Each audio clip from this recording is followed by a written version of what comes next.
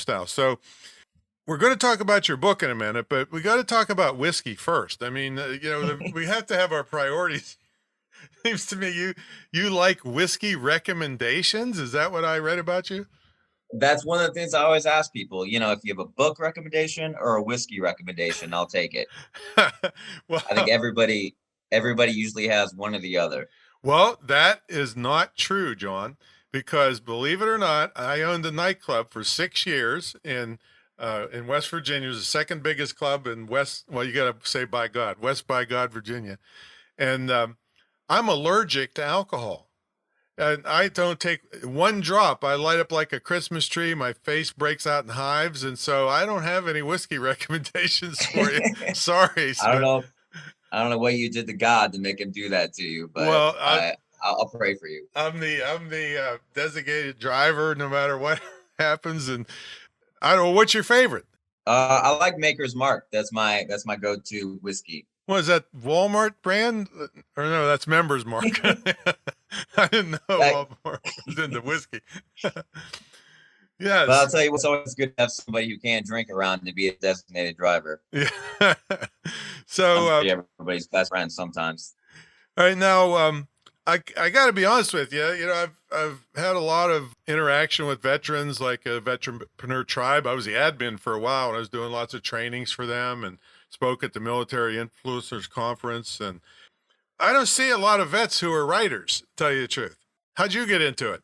I got into it because I was working in a VA program doing my undergrad, and my job was to help out student veterans. And I saw so many of the obstacles student veterans were facing and kind of the same pitfalls that they're falling into over and over again. It wasn't just one guy, it was the same people or people making the same mistakes over and over again. So it kind of led me into trying to make a book to help out student veterans who are in such a pivotal time in their life.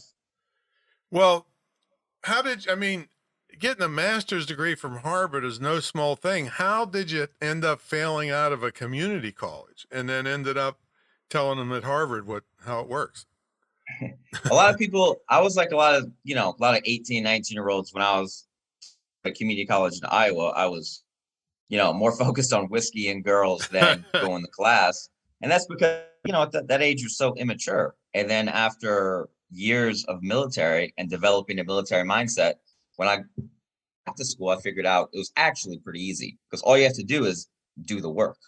I think that a lot of people, you go to class on time, you get there early, you do extra readings, and before you know it, you're at Harvard, which I grew up in small town Iowa, so Harvard was kind of like Hogwarts to me growing up. I don't Hmm. know anyone else that went there or anything like that.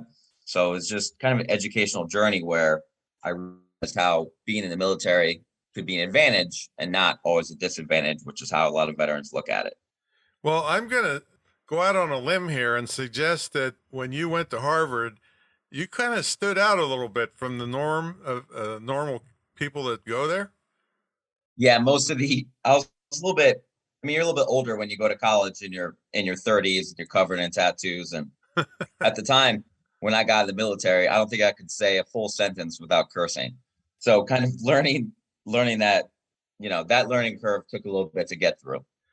Well, I don't think it totally got out of your mouth because tell them about the story that where you blurted out something about Afghanistan. Well, my first week in college, there was a young guy with a Bush did 9/11 sticker on his computer sitting next to me.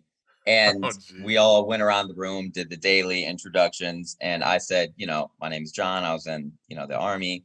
And he said, I don't look down on you for being a veteran in front of the whole class. And there is kind of an anti-military culture on campuses, Right. going back to Vietnam and things like that.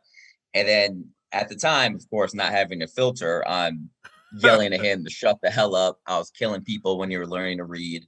And you feel like your first week in college, you feel kind of like Billy Madison, when Adam Sandler goes back to school and he's sitting around all the third graders because, I'm, in my 30s, I've been married and divorced. I have a beard covered in tattoos. I own my own home. You're far from your classic college freshman.